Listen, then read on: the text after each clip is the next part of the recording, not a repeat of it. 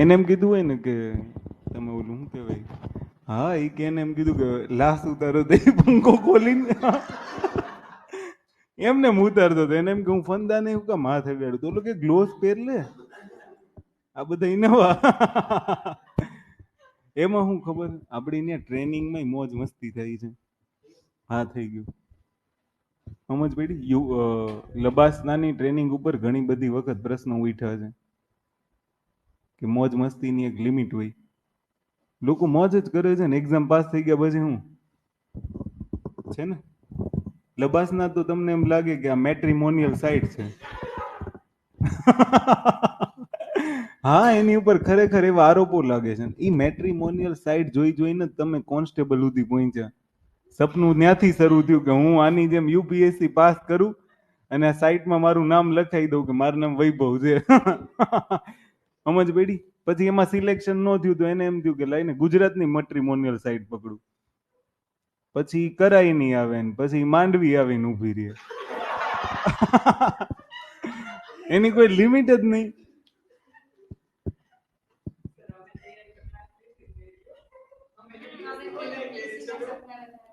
પણ તો ધન્ય છે તમારા નિર્ણયને. બીજું ઈ જાણે એમનો કે છે કે રિલાયન્સ નું ફાઉન્ડેશન એને સ્થાપિત કર્યું હોય એમ એમ વાત કરે છે. એમાં કઈ તમને ધાડ નથી મારી. કેટલું ગર્વથી કહે છે કે અમે ક્લાસ 3 થી શરૂઆત કરી હતી. પણ માન લે એની ઉપર ગર્વ ન લેવાય. સમજ પડી. હું એમ કહું હું સ્ત્રીનું શોષણ કરું છું, ગર્વ લેવાની વાત છે?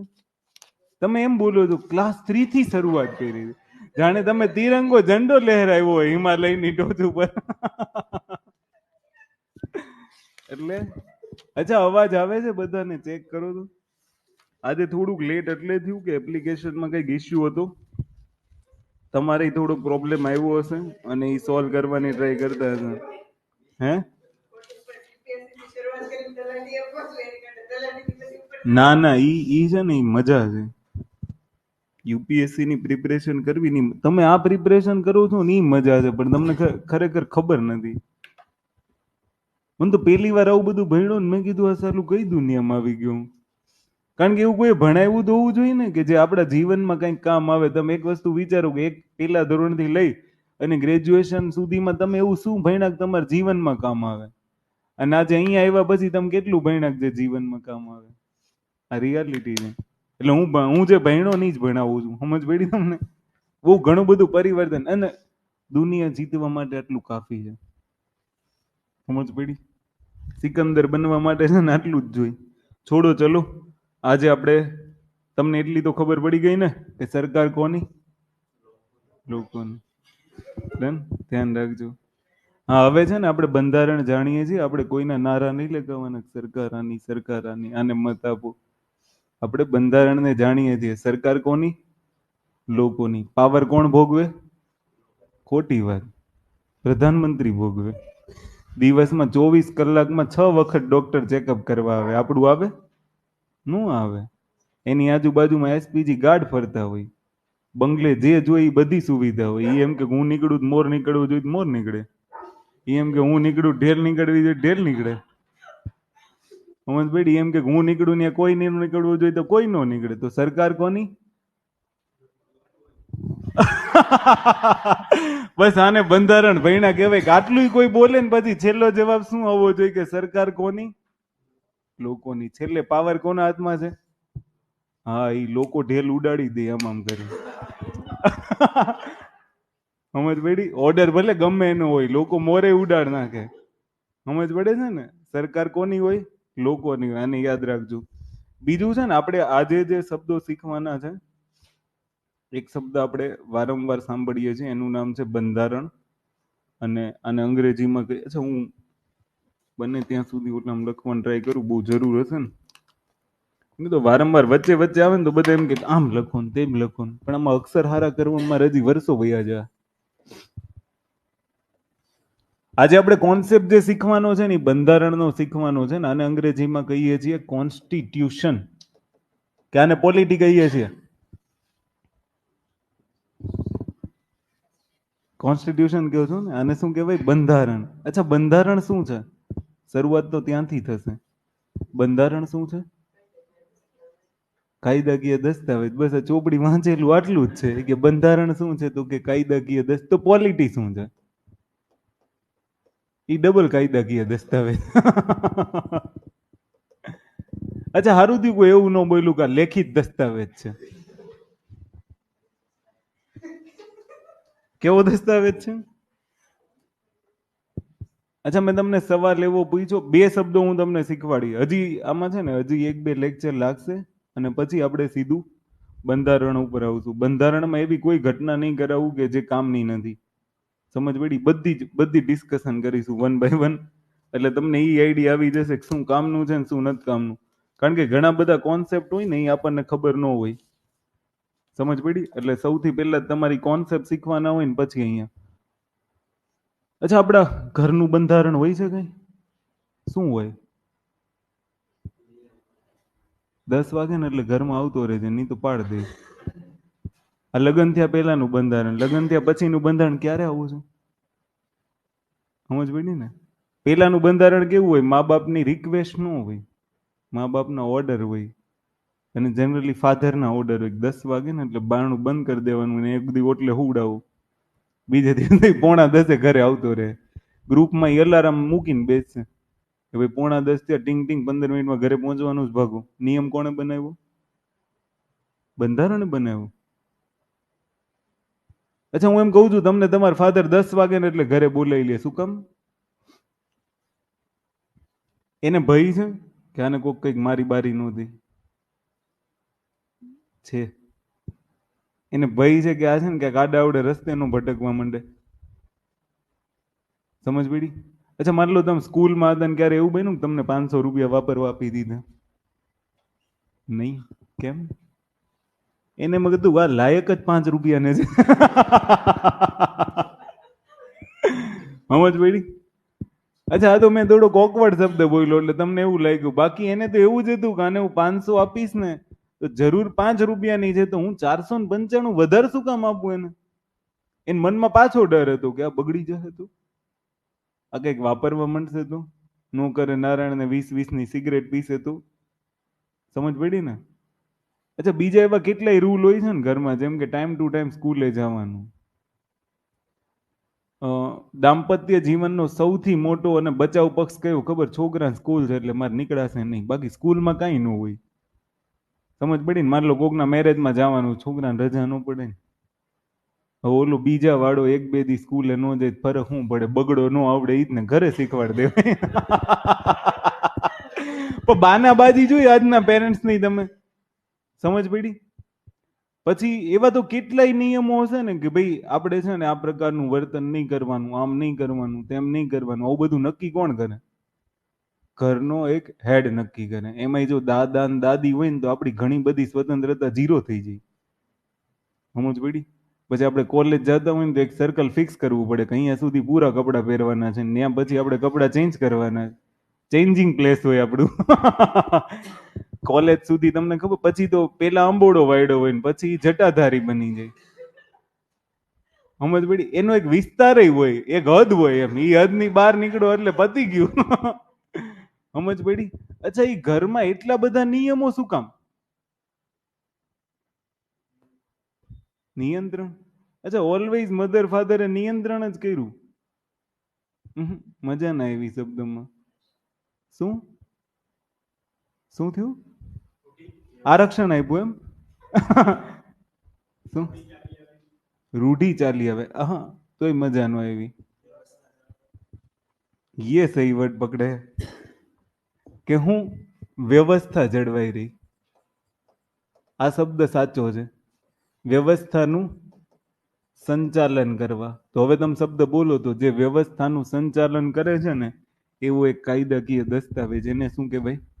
બંધારણ. બંધારણ વ્યવસ્થાનું સંચાલન કરે. અચ્છા, કઈ વ્યવસ્થાનું સંચાલન કરે? હું તમને બે શબ્દ આપું. માન લો તમે આવો શબ્દ સાંભળ્યો છે? વ્યક્તિ. કેટલાય સાંભળ્યું? બધાએ? એમાં ગભરામણ થાય? નહીં સાંભળ્યું? એટલે ગજબના માણસો છે. હું એમ કહું વ્યક્તિ સાંભળ્યું તો મોટું જોવે છે. નહીં સાંભળ્યું? તમે સાંભળ્યું? અચ્છા, નાગરિક કેટલાય સાંભળ્યું? ઈ મી સાંભળું એમ પૂછું છું, સાંભળું. અચ્છા હું એમ કહું કે આની વચ્ચે રિલેશન કેવા બને? અચ્છા, અને આની ઉપર હજા ઘૂટેલું છે ને, અને કયા રિલેશન બનશે? કયા? બી બનશે એમ? આનથી તું શું સાબિત કરવા માંગે છો? કે આટલા વ્યક્તિ છે, આટલા નાગરિક છે, અને આટલા નાગરિક ને વ્યક્તિ બંને છે, એવું હોય?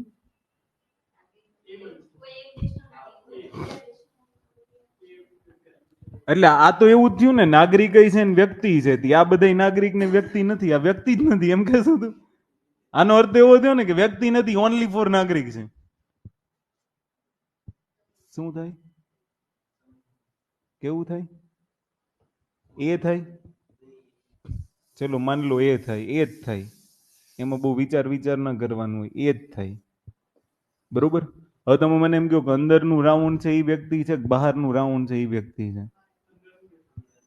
ઓકે, તો બહારનું વ્યક્તિ છે, અને અંદરનું રાઉન્ડ છે એ કોણ છે? નાગરિક છે. ભારતનું બંધારણ કેટલાય ધ્યાનથી વાંચ્યું છે? વાંચ્યું છે? 14, 15, 19, 29 અને 30 આટલા અધિકારો કોને મળે છે? ભારતના નાગરિકને. અને બાકીના અધિકારો કોને મળે છે? ભારતના નાગરિક અને. તો બેની વ્યાખ્યામાં ડિફરન્ટ છે. વ્યક્તિ ભારતમાં કોઈ પણ હોઈ શકે, પણ દરેક વ્યક્તિ ભારતનો નાગરિક હોય ની જરૂરી નથી. કેમ? કારણ કે ભારતની અંદર બીજા દેશના લોકો આવી નહીં રહે છે જે ભારતના નાગરિક નથી પણ ભારતમાં વ્યક્તિ છે. એટલે બંધારણની વ્યાખ્યા સમજતી વખતે આવા શબ્દોની ડેફિનેશન તમારે જોવી પડે. સમજ પડી ને? તો આવું તો બંધારણમાં તમે ભણી ગયા ને કે 15, સોરી 14, 15 નહીં, સોરી સોરી સોરી સોરી, અહીંયા શું આવશે? 15, 16, 19, 29 અને 30 માત્ર ને માત્ર કોને મળે છે? ભારતીય નાગરિકોને મળે છે. સમજ પડી? નાગરિકતા આપણે ભણશું, બધું જ ભણશું. આ તો હું તમને હજી સમજાવવાની ટ્રાય કરું છું. પેલા આને જ સમજો કે ભાઈ કોન્સ્ટિટ્યુશન ભણવાના છે, એ કોન્સ્ટિટ્યુશન છે શું એમ. સમજ પડી તમને? તો 15, 16, 19, 29, 30 આવું તમે કદાચ યાદ રાખ્યું હશે ને એમાં તમે એવું કહેતા હશો કે માત્ર ને માત્ર કોને મળે છે? નાગરિકોને. અને આની સિવાયના જે છે એ બધા કોને મળે છે? ફંડામેન્ટલ રાઇટ્સ વ્યક્તિને અને નાગરિકને, બંનેને મળે છે. તો એક એમસીક્યુ તો અહીંયાથી થઈ ગયો બેઝિક ભણતા ભણતા. આવું પૂછે છે ને કે નહીં? આ પૂછાયેલું વોટ ફેવરિટ ક્વેશ્ચન છે કે નીચેનામાંથી કયા મૂળભૂત અધિકારો માત્ર ભારતીય નાગરિકોને જ મળે? સમજ પડી? નાગરિક કોણ હોય ખબર છે? જે ભાગ 2 મુજબ સિટીઝનશીપ વાળો જે આખો ભાગ છે ને એની મુજબ જે પણ નાગરિકતાને આધાર ધરાવતો હોય ને એ બધા કોણ કહેવાય? ભારતના નાગરિકો. એની સિવાયના બધા કોણ કહેવાય? વ્યક્તિઓ. અને દરેક વ્યક્તિ એ ભારતનો નાગરિક હોય જ. વિધાન સાચું ખોટું? સમજ પડી? દરેક નાગરિક વ્યક્તિ હોય. વ્યક્તિ વગર નાગરિક જ પોસિબલ નથી. સમજ પડી ને તમને? તો આને તમે ધ્યાન રાખજો. એક વ્યાખ્યા મેં તમને શું શીખવાડી? રાજ્ય. રાજ્ય કોને કહેવાય? જેને પોતાનો ભૂભાગ હોય, જેની પોતાની જનસંખ્યા હોય, મતલબ વસ્તી હોય, જેમાં નિર્ણય લેવા માટે એની પાસે સંપ્રભુતા હોય. અને સંપ્રભુતા વાળો નિર્ણય લેવા માટે કોણ હોય? સરકાર હોય. આને શું કહેવાય? રાજ્ય. ભણાવ્યું તું આવું? યાદ તો છે ને કે રાજ્યની વ્યાખ્યાની અંદર આવું આવે? સમજ પડી? અચ્છા હું એમ કહું છું કે અહીંયા વ્યક્તિ સંપ્રભુ છે કે નિર્ણયો લેવા માટે સરકાર સંપ્રભુ છે? સરકાર સંપ્રભુ છે. નિર્ણય ક્યાં વ્યક્તિ લે છે? વ્યક્તિ એક જ વાર નિર્ણય લે છે. અને વ્યક્તિ નહીં, નાગરિક. કારણ કે 1 પર્સન 1 વોટનો અધિકાર કોની પાસે છે? નાગરિકો પાસે. નાગરિકો એક વખત એમ કહી દેશે કે આ સરકાર, એટલે બધું જ કોણ કરશે? તો સંપ્રભુતા ઉપર નિર્ણય લેવાનો સૈદ્ધાંતિક અધિકાર કોની પાસે છે? સરકાર પાસે છે. કે માન લો કે કોઈ પણ રાજ્ય હશે, એ રાજ્ય ઉપરનો નિર્ણય કોણ લેશે? તો કે સરકાર લેશે. ઓકે, તો આ બે શબ્દો તો તમને શીખવાડ્યા. બે શબ્દોમાં કોઈને કઈ ડાઉટ હોય તો કયો ફટાફટ. બે શબ્દોની અંદર કોઈને કઈ પ્રશ્ન છે? ક્લિયર? હવે તમે એક વસ્તુ સમજી લો કે માની લો કે આ પરિવારનો મુખિયા છે, બરાબર? આ પરિવાર છે. આ કોણ છે? પરિવાર. અને એ પરિવાર અને આ પરિવારના કોણ છે? સભ્યો છે. તો આ સભ્યો, આ પરિવાર, પરિવાર જે નક્કી કરશે એ બધું કોને માનવું પડશે? સમજ પડી? એમ આ બે વચ્ચેનો જે સંબંધ છે ને, એ સંબંધ બંધારણ છે. સમજ પડી ને? રાજ્યો અને નાગરિકો વચ્ચેનો જે સંબંધ છે ને, એ સંબંધને દર્શાવતો લેખિત જે કાયદાકીય દસ્તાવેજ છે એ કોણ છે? બંધારણ. બરાબર? તો આવો એક બે શબ્દ યાદ રાખજો ને હવે લખવું હોય તો લખી નાખો જલ્દી ફટાફટ. કે બંધારણ એક એવો લેખિત, આ ડ્રો કરવું હોય તો કરી શકો છો. બંધારણ એક એવો લેખિત કે અલેખિત દસ્તાવેજ છે કે જે વ્યક્તિ અને રાજ્ય વચ્ચેના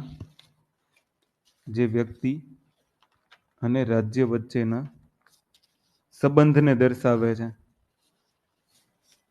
જે વ્યક્તિ અને રાજ્ય વચ્ચેના સંબંધને દર્શાવે છે. સાથે જ તે અધિકાર અને ફરજો પણ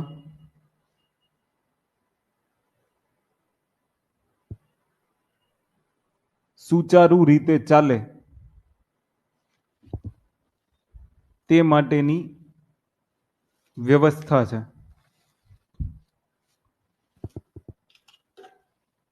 મેં તમને કીધું ને, પરિવારના કંઈક નિયમો હોય ને, શું 10 વાગે ઘરે આવતું રહેવાનું.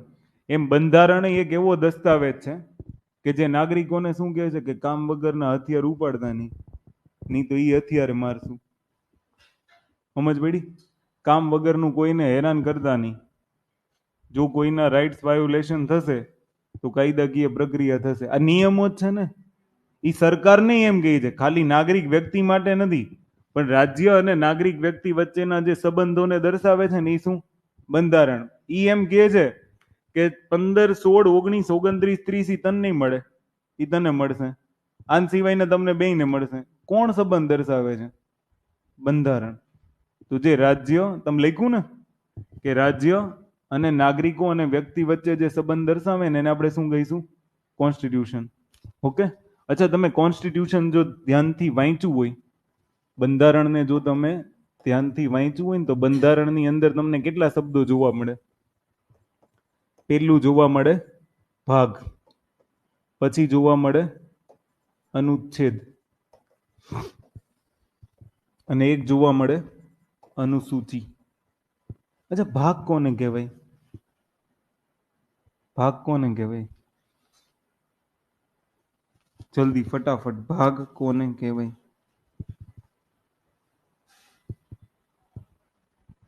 નહીં ખબર? અચ્છા, તમે પુસ્તક જોઈ છે? કોઈ પુસ્તક અહીંયા પડી નહીં હોય. પુસ્તક જોઈ છે? પુસ્તક એમાં અનુક્રમણિકા જોઈ છે? અનુક્રમણિકામાં શું લખ્યું હોય ખબર? આવું લખ્યું હોય ને, 1 નંબર, પછી પ્રકરણનું નામ લખ્યું હોય, પછી શું લખ્યું હોય કે પેજ નંબર આટલાથી આટલા.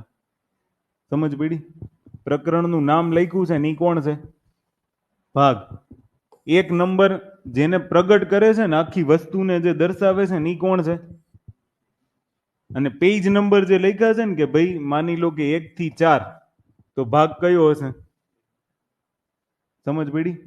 સંઘ અને તેના ચેપ્ટરનું નામ શું? સંઘ અને તેના રાજ્ય ક્ષેત્ર. આવું જ છે ને, કઈ પુસ્તકના ઇન્ડેક્સ જેવું છે. બંધારણમાં એવી રીતના જ લખ્યું છે. ભાગ શું છે ખબર તમને? આવું થોડુંક થોડુંક જોડે લખતા જાજો અને હું લખાવીશ નહીં. ભાગ શું છે ખબર? અનુચ્છેદના સમૂહને ભાગ કહેવાય. અનુચ્છેદના સમૂહને શું કહેવાય? ભાગ. લાઈક ઉદાહરણ તરીકે માની લો કે ભાગ 1, તો ભાગ 1 કોના ઉપર છે? સંઘ અને રાજ્ય ક્ષેત્ર. તો સંઘ અને રાજ્ય ક્ષેત્રમાં અનુચ્છેદનો સમૂહ છે કે નહીં? 1 થી લઈને કેટલા સુધી? સિમ્પલ ભાગ કહું તમને, આ બધાને યાદ હશે ને. ભાગ 3 શેના ઉપર છે? મૂળભૂત અધિકારો. અનુચ્છેદ નંબર કેટલા? 12 થી લઈ અને 35 સુધી. તો આને કહેવાય ભાગ. સમજ પડી? અને આમાં છે ને બહુ ભાગમાં બહુ પડવાનું નહીં. ભાગ તમારે મૂળ યાદ રાખવાના, કે મૂળ બંધારણમાં ભાગ કેટલા હતા અને અત્યારે કેટલા છે. 25 વાળો પ્રશ્ન ક્યારે પૂછાણો? 22 વાળો પૂછાણો હશે. સમજ પડી ને? ક્લિયર? તો ભાગમાં પડવાનું નહીં, કારણ કે ભાગની સબ ટાઈપો બહુ બધી પડતી હોય. એ હું શબ્દ કહીશ કે પરિસ્થિતિ આવે ને એમ બંધારણમાં પરિવર્તન થાય. કેવા પરિવર્તનો થયા છે હું તમને બતાવીશ.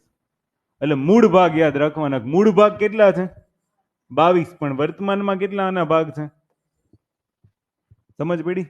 એવી રીતના અનુચ્છેદ શું છે? માન લો કે અનુચ્છેદ number 1, India that is Bharat shall be a union of state. સમજ પડી? કે જે ઇન્ડિયા નામનો શબ્દ છે ને એ જ ભારત છે. અને એ શું છે? વિનાશી રાજ્યોનો અવિનાશી સંઘ. સમજ પડી? આ શબ્દ બહુ ઇમ્પોર્ટન્ટ છે, હું જે બોલ્યો નહીં. વિનાશી રાજ્યોનો અવિનાશી સંઘ છે. આ બધા શબ્દો હમણાં આપણે વિસ્તારથી જોઈશું. પણ અનુચ્છેદની અંદર શું હોય? તો કે અનુચ્છેદની અંદર જોગવાઈ કરી હોય. સામાન્ય ભાષામાં આપણે એક આ વપરાતો શબ્દ છે કે અનુચ્છેદમાં શું હોય. તો અનુચ્છેદ એટલે શું? કે બંધારણને જે નક્કી કરવું છે ને, જે વ્યવસ્થા જાળવવા માટે, સંચાલન કરવા માટે જે નિયમ બનાવવો છે ને, એની અંદર લખ્યો છે. કે અનુચ્છેદ 1 મુજબ આ, અનુચ્છેદ 12 મુજબ આ, અનુચ્છેદ 14 મુજબ આ, અનુચ્છેદ 15 મુજબ આ, એમ અનુચ્છેદ 21 મુજબ આ. કેમ એમાં લખ્યું છે ને જીવન જીવવાનો અધિકાર. આટલું જ આવડે તમને, બીજું કઈ નથી આવડતું. આર્ટિકલમાં ઘણું બધું લખ્યું. 2-3 શબ્દ છે. અને અનુસૂચિ શું છે? અનુસૂચિ છે ને અનુચ્છેદનો વિસ્તાર છે. આ યાદ રાખજો. અનુચ્છેદનો વિસ્તાર શેમાં છે? અનુસૂચિમાં છે. સમજ પડી?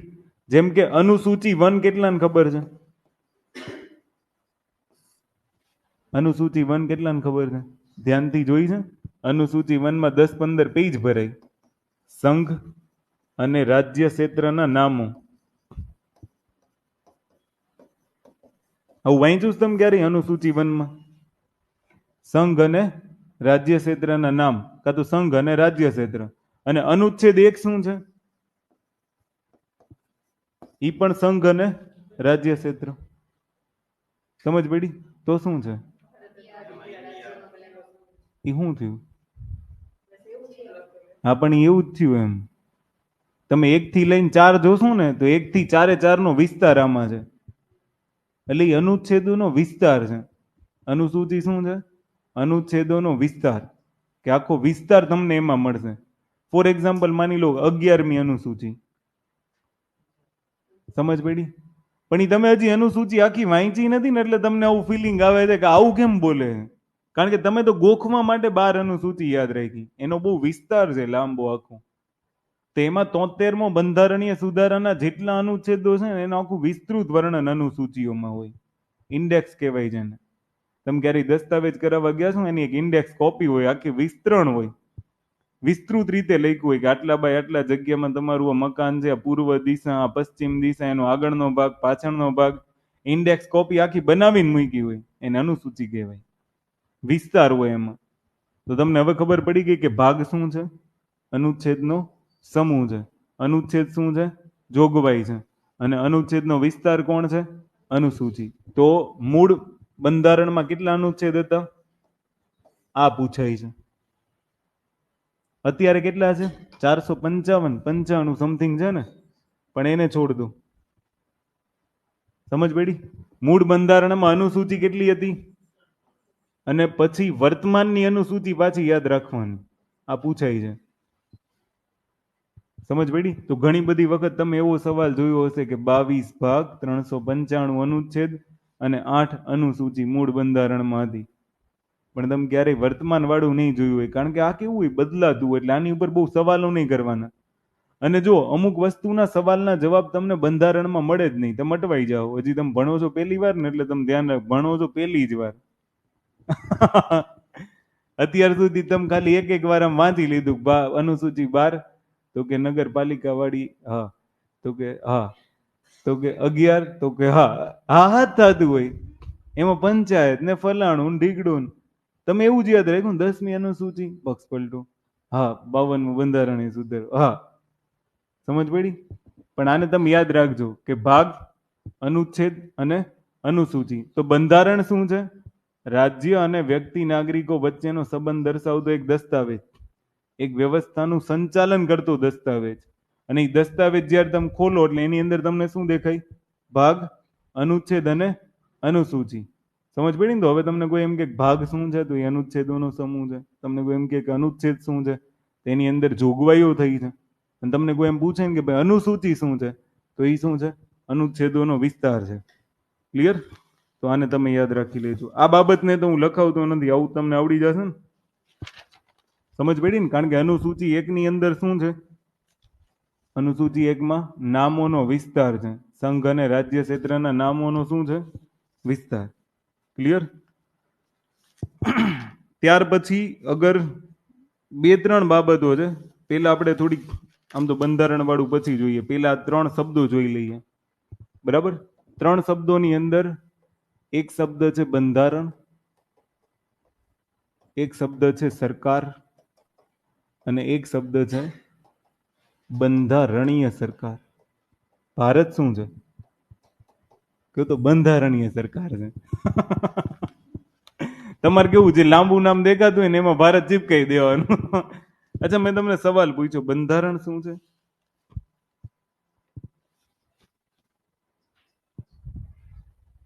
જલ્દી.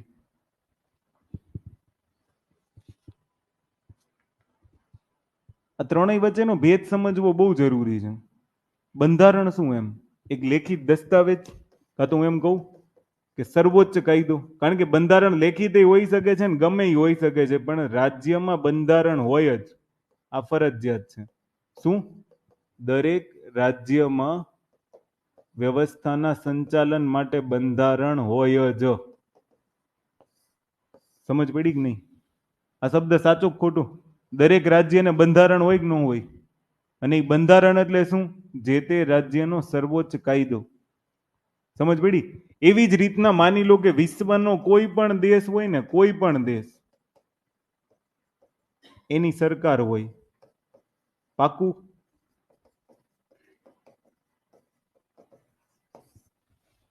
જો ખાલી બંધારણમાં શું છે કે બંધારણ લેખિત છે કે અલેખિત એ નથી ખબર, બંધારણ હોય. દરેક દેશનું બંધારણ હોય, ભલે લેખિત હોય કે અલેખિત હોય, પણ દરેક દેશનું બંધારણ હોય. આ ફાઇનલ છે. કારણ કે વ્યવસ્થાના સંચાલન માટે કાંઈક તો હશે ને. ભલે એ રૂઢિઓથી ચલાવતા હોય, ભલે એ પ્રથાથી ચલાવતા હોય. સમજ પડી? ભલે એના નિયમોથી ચલાવતા હોય, ભલે એને કઈ લખ્યું ન હોય. સમજ પડી ને? ઘણા બધા એવા દેશો છે, ભલે ત્યાં સેનાનું શાસન હોય પણ બંધારણ હોય. એવી જ રીતના વિશ્વની અંદર કોઈ પણ દેશ હશે ને તો એને ચલાવવા માટે સરકાર હશે. એ પછી ભલે સેનાની સરકાર હોય. સમજ પડી? એ ભલે પછી નાગરિકોએ ચૂંટેલા પ્રતિનિધિની સરકાર હોય. એ પછી ભલે ચીન જેવા સામ્યવાદી દેશોમાં પરમેનન્ટ પ્રેસિડેન્ટ હોય. કે પછી ભલે ઉત્તર કોરિયાનો કિમ જોંગ ઉન હોય, પણ સરકાર હોય. સમજ પડી ને? એવી જ રીતના બંધારણીય સરકારનો મતલબ શું? હવે કોણ કહેશે બંધારણીય સરકારનો અર્થ શું થાય? અચ્છા, મારો પહેલો સવાલનો જવાબ આપો. દરેક જગ્યાએ બંધારણીય સરકાર છે? નથી. તો પેલું શું કહેવાનું? દરેક જગ્યાએ બંધારણીય સરકાર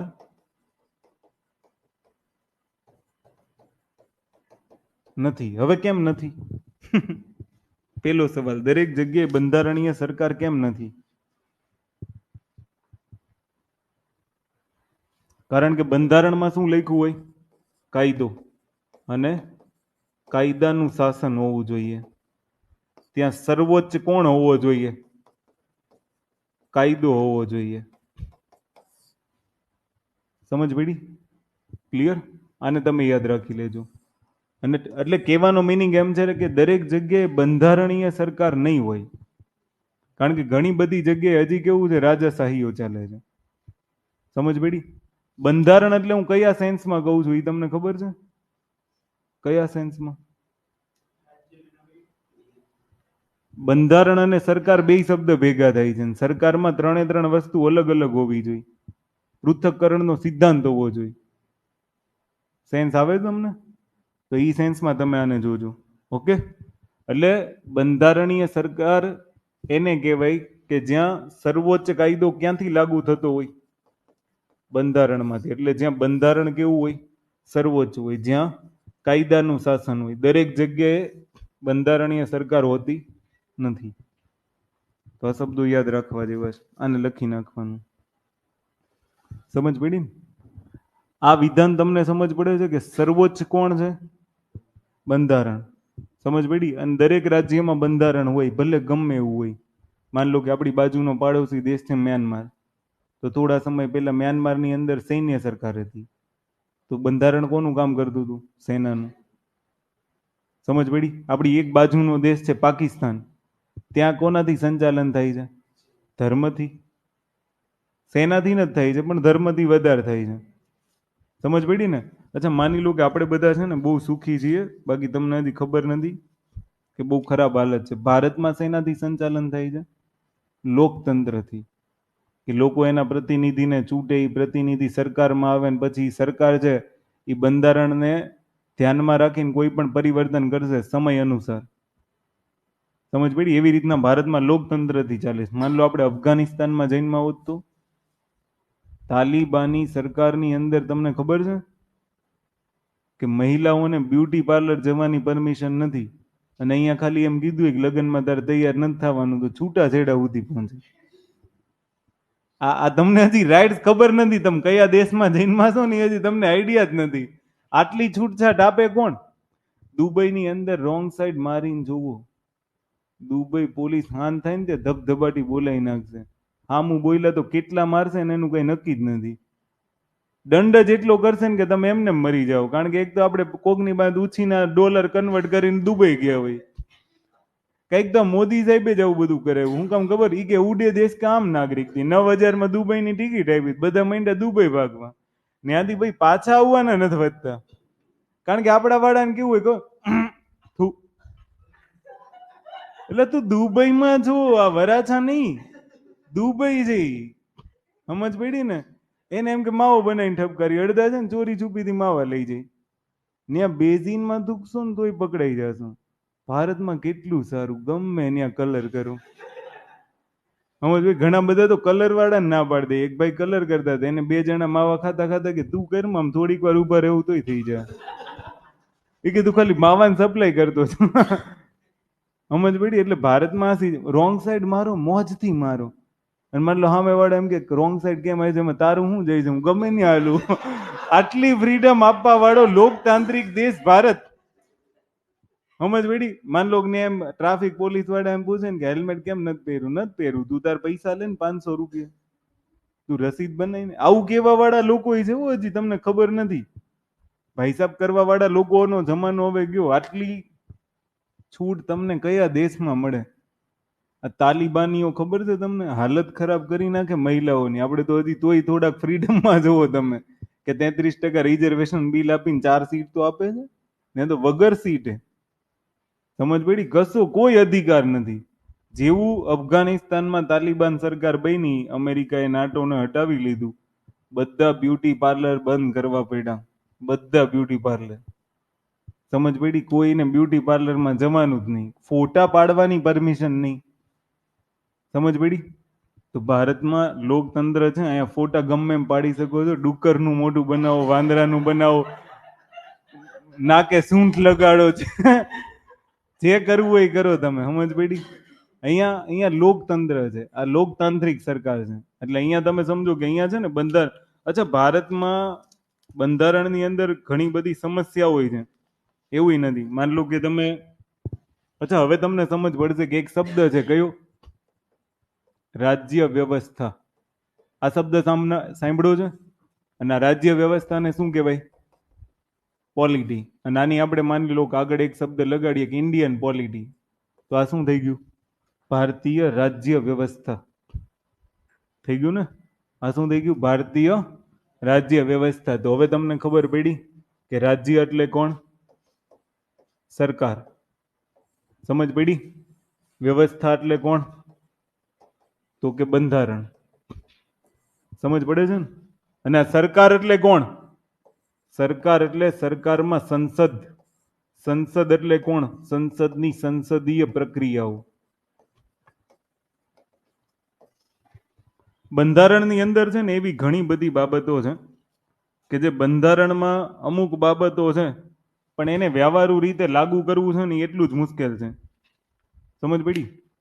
ફોર એક્ઝામ્પલ, ભારતીય બંધારણમાં એક શબ્દ, મતલબ ભારતીય રાજ વ્યવસ્થા આપણે જેને કહીએ કે ભારતીય રાજ્ય વ્યવસ્થા, આની અંદર શું છે ખબર?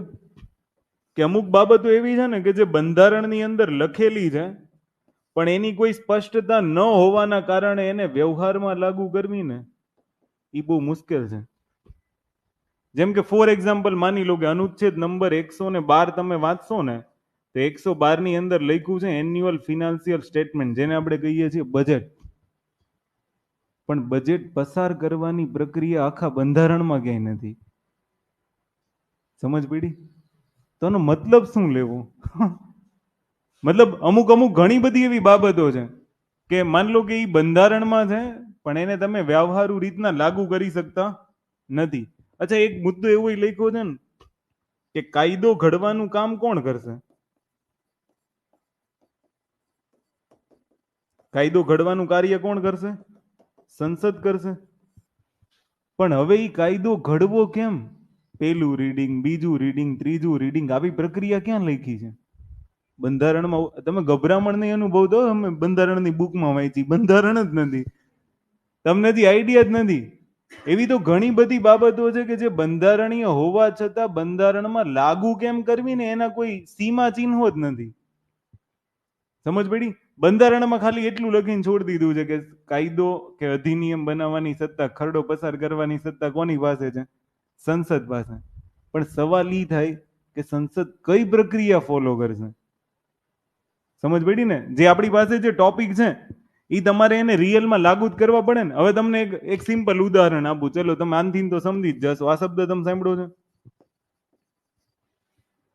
બંધારણ વાંચશો ને ત્યારે ઘણી બધી જગ્યાએ આવશે રાષ્ટ્રપતિ લાભના પદ ઉપર ન હોવો જોઈએ, ઉપરાષ્ટ્રપતિ લાભના પદ ઉપર ન હોવો જોઈએ, રાજ્યપાલ લાભના પદ ઉપર ન હોવો જોઈએ.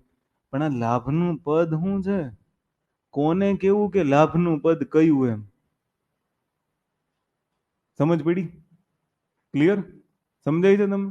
અચ્છા, માન લો બંધારણમાં એવું લખ્યું છે કે ભાઈ રાષ્ટ્રપતિની ચૂંટણી થશે.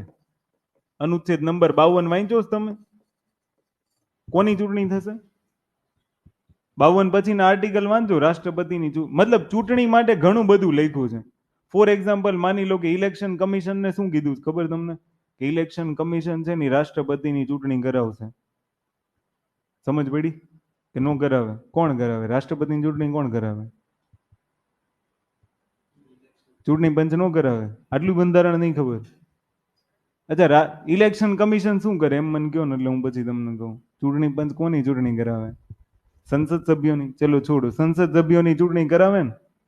પણ હું એમ કહું છું કે ખાલી બંધારણમાં એટલું લખી દેવાનું કે ચૂંટણી પંચ સંસદ સભ્યોની ચૂંટણી કરાવશે, તો પાછળની પ્રોસેસનું શું?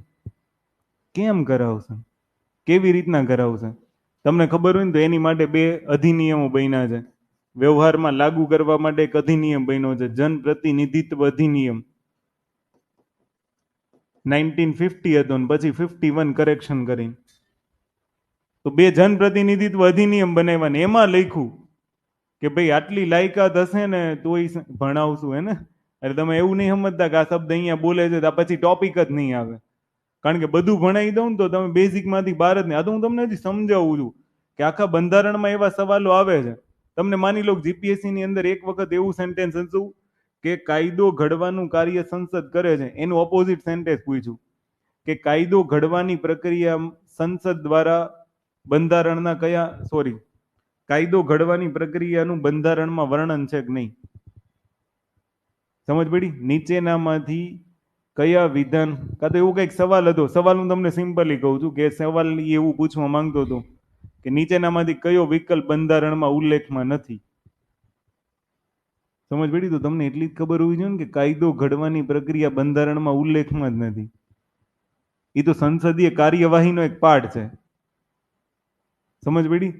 એટલે આ મેઇન વસ્તુ છે, તમને એ તો ખબર હોવી જોઈએ. અચ્છા, હું તમને એક બહુ મસ્ત વાત કહું કે જનપ્રતિનિધિત્વ અધિનિયમ જો તમે ધ્યાનથી વાંચ્યો હોય ને, તો જનપ્રતિનિધિત્વ અધિનિયમમાં છે ને 2 વર્ષની સજા જેને થઈ હોય ને, એવો કોઈ અગર વ્યક્તિ છે તો એ વ્યક્તિ 2 વર્ષની સજા પૂરી કર્યા પછી 6 વર્ષ સુધી ચૂંટણી નહીં લડી શકે, આવી જોગવાઈ છે.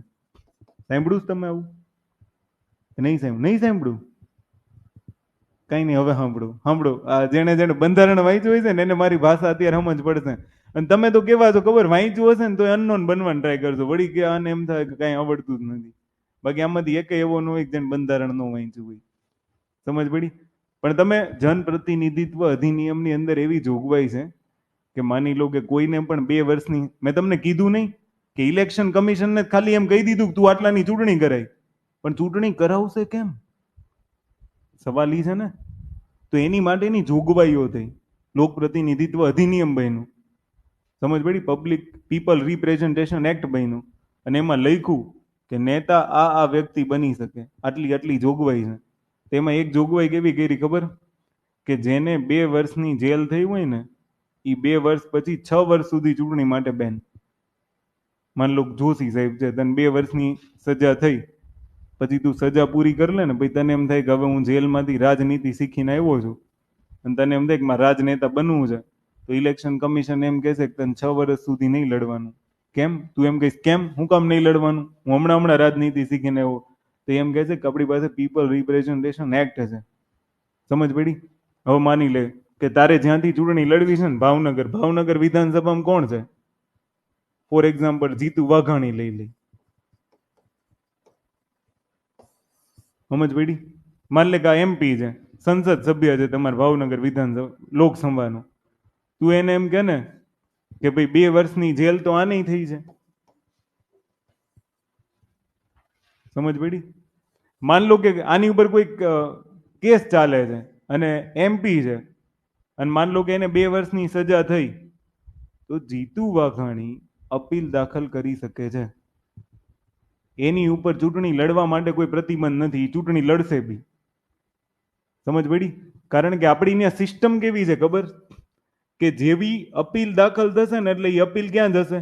કાં તો હાઈકોર્ટ ને કાં તો પછી સની દેવલનું પિક્ચર શરૂ થઈ જાય, તારીખ પે તારીખ.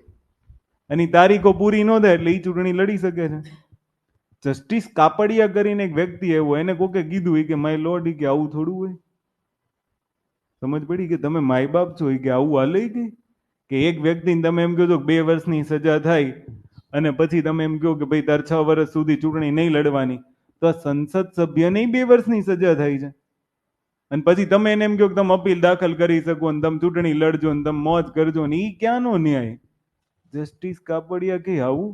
ડિમ્પલ કાપડિયા જોડે કઈ લેવા દેવા નથી, મનમાં વિચારતા નહીં. તમે એવો ભાવ લાવો છો કે આ જસ્ટિસ કાપડિયા છે કોણ? હા, ડિમ્પલ કાપડિયાના જ કઈ કહેશે, એવું કશું નહીં આમાં, હે ને?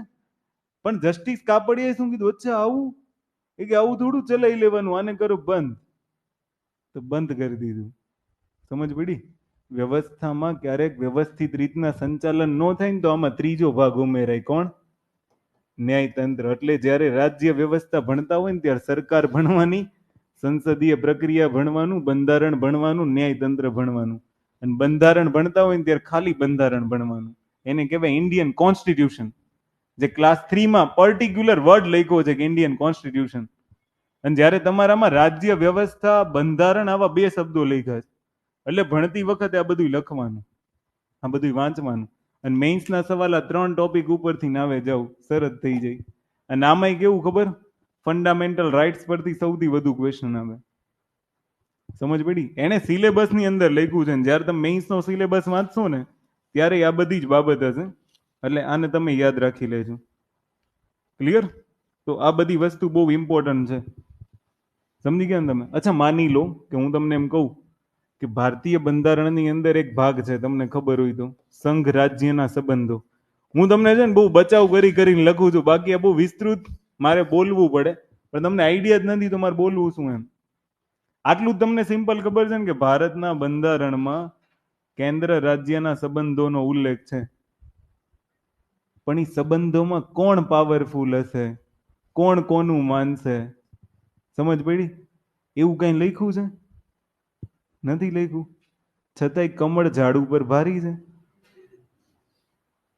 સમજ પડી? કમળ કમળ સાથે દોસ્તીમાં છે. સમજ પડી ને? સૌથી પાવરફુલ લીડર કોણ છે અત્યારે? નરેન્દ્ર મોદી. સમજ પડી? કોઈ રાજ્યની ઝાડુ એની સામે ટકે?